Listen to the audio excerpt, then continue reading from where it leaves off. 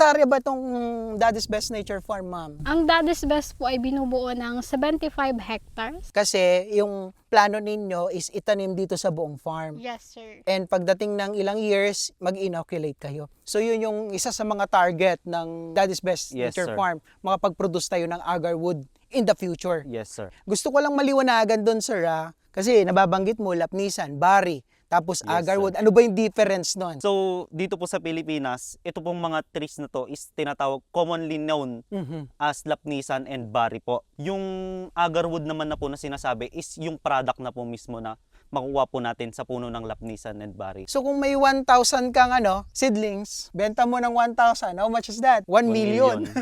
Yes, sir. Malaki pala, seedlings pa lang pwede ka ng kumita dito sa seedlings ng lapnisan or eventually magiging agarwood. What's up, Kabidyo? Art Sinubago here and welcome to another episode of Kabidyo Stories.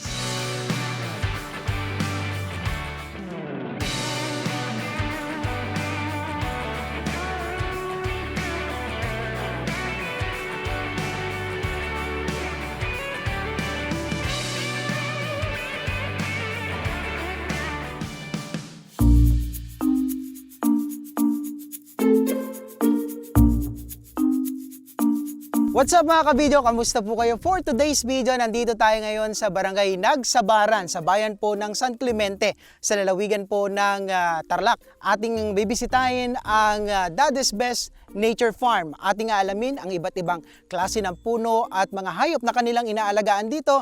At the same time, kikilalanin po natin ang mga farmers na nandito. Let's go! Hello po! Good morning! Morning! Ayan, ma'am! Bago ang lahat, magpakilala po muna tayo. Ako po si Sarah Hazel Kirap, agriculturist po ng Daddy's Best. Ayan, Ma'am Hazel, no? Yes, sir. Ilang taon na po ba kayo, Ma'am Hazel? Ako po ay 26 years old. 26 years old. And nasabi ninyo, agriculturist? Yes, sir. Ayan, saan school po ba kayo nagtapos, Ma'am? Sa Tarlac Agriculture University. Ayan, batang-bata, no? 26 years old. May asawa na po ba? Or may pamilya? Wala, sir. Family. So, single pa? Yes, sir. Ayan. Ma'am, dito ba sa Daddy's Best Nature Farm, kailan po ba nabuo ito? Nabuo po ang Daddy's Best Nature Farm noong September 21, 2022. Ito po ay family farm. And then, naisip po ni boss na gawin po siyang from farm to wellness po. Parang sinasabi yung farm to wellness, ibig sabihin, so nagfa-farm kayo dito, tapos para matugunan yung wellness ng mga kababayan natin, di ba? Yung parang sa katawan ba natin yun? Ano ba yun? Ano ibig sabihin nun? Meron po tayong mga goat, which is yung goat milk po, para mapahaba po yung shelf life niya, is ginawa po natin siyang Goat Love Skincare. Doon po nabuo ang ating Goat Love Skincare products. So, nagfa-farm kayo dito ng nag-aalaga kayo ng mga kambing, no? Yes. Tapos yung gatas ng kambing, iyon, produce ninyo, nakagawa kayo ng Goat Love Skincare ng mga products. So, Yes, ano yung mga yun? Mga lotion ba yun? Yes, sir. Meron po kaming lotion, sunscreen, soap, and body scrubs. Wow! So parang ano to parang bagong innovations, Yes, no? sir. Kasi usually no mga kabidyo, nakikita natin pag sinabing kambing, dairy, 'di ba? Yes, sir. Mga gatas ng kambing iniinom natin. Nakatikim na tayo diyan na talagang napakasarap. Pero dito sa inyong farm, ginagawang mga cosmetic Yes, products, sir. Skincare po. skincare. Ayan, so ibig sabihin, maganda sa ano natin, sa katawan natin, sa skin natin yung mga Yes, sir. gatas po ng kambing.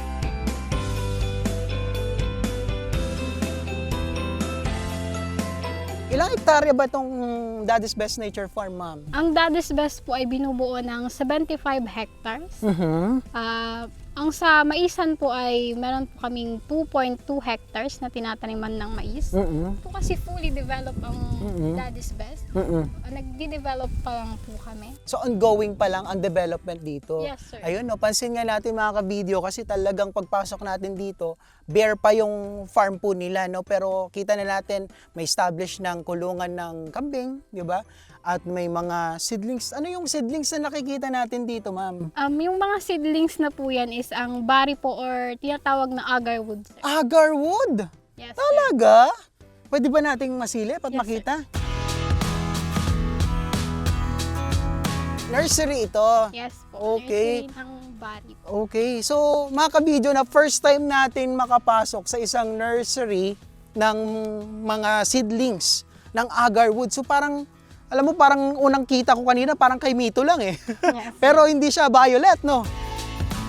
So ma'am, dito sa farm po ninyo, ilan ang seedlings ninyo ng agarwood?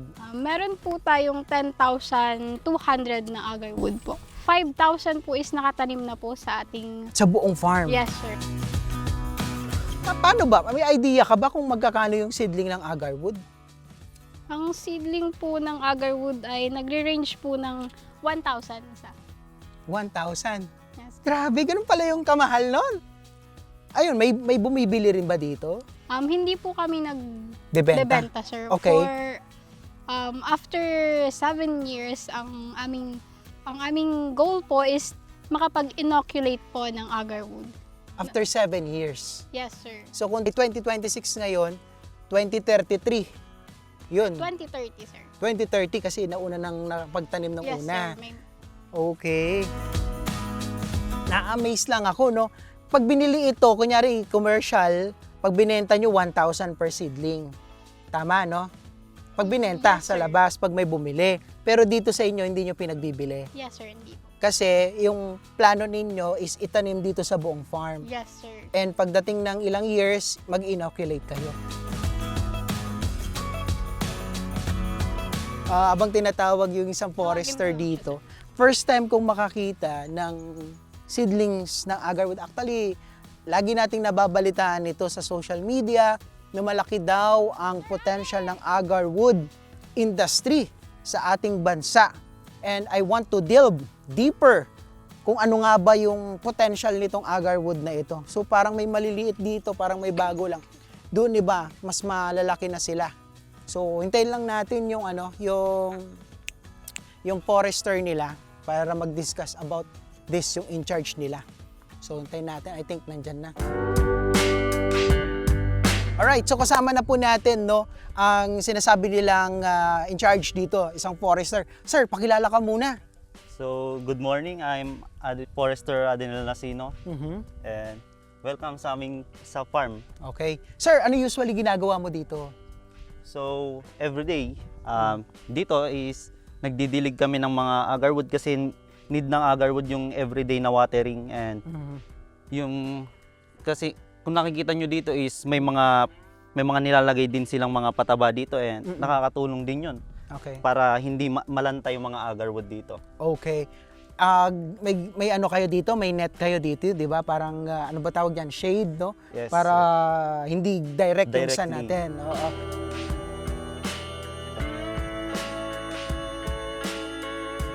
Pag ganito nakalalaki, mga ilang months na itong mga alaga niyo dito? So yung mga nandito sir is 5 months pa lang po sila and ang mga ready for transplanting is 6 to 10 months sir. Okay, so 5 months ito, pero pag tatanim nyo na, 6 to 10 months. Yes sir. Okay, so maghintay pa tayo ng isang buwan. Isang buwan pa sir. Bago sila ano. Eto ba sir, paano ba nagsisimula tong agarwood sir? Parang ano lang ba ito? Parang malunggay na tinusok mo tapos cuttings lang ba ito or paano? Seeds ba siya or what? Galing siya sa seed sir. Agarwood po kasi is a product na po siya.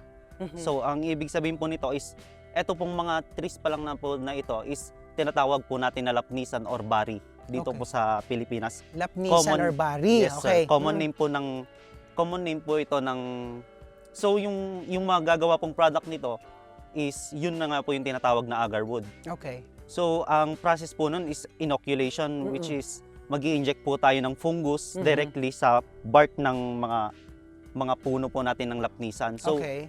after that sir is magpo-produce na po siya ng agarwood, yung mga black po na nandun po sa mismong bark ng lapnisan. Okay. Para sa kaalaman ng ating mga viewers, no, yung agarwood na binabanggit natin, ano ba yon?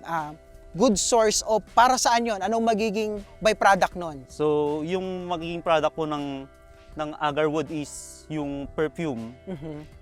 So yun yung isa sa mga target ng Daddy's Best Yes, Nature sir. Farm, makapag-produce tayo ng agarwood in the future. Yes sir. Kasi nabanggit ni Ma'am Hazel kanina, meron daw kayong almost dito, 10,200? Yes, At sir. nakapagtanim na kayo ng 5,000? Yes, dito sir. sa buong 5,000 na po farm? yung na-transplant. Okay. Kailan nyo pa na-transplant yun? Parang... So, hindi po sabay-sabay yan sa may mga area po kami na nauna po, which is 2 years na po yun na nakatanim doon. And dito sa ibang area. sir, is mga 1 year pa lang po siya. Bago Or pa lang. almost 1 year. Oo. Yes, sir.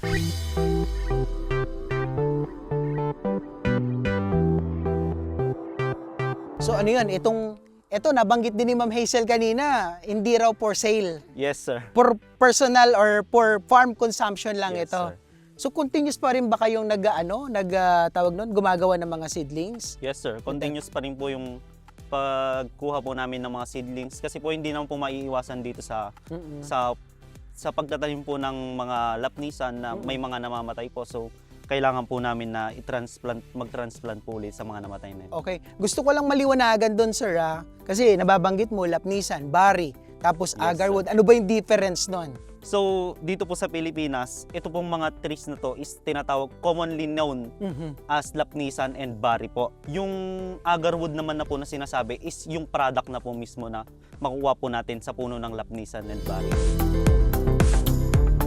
O yun, maliwanag yun mga kabidyo So ito, anong regular lang na ginagawa nyo dito? Dinidiligan, tapos Yes, sir. Daily watering. Itong klase ng lupa na ginagamit nyo dito, ano to? Tawag nun? Organic ba? Yes, sir. Ano bang klaseng pagdidilig dito? Morning, afternoon? Twice a day, sir, morning and afternoon ang watering po dito. So yun, mga kabidyo, marami pa dito.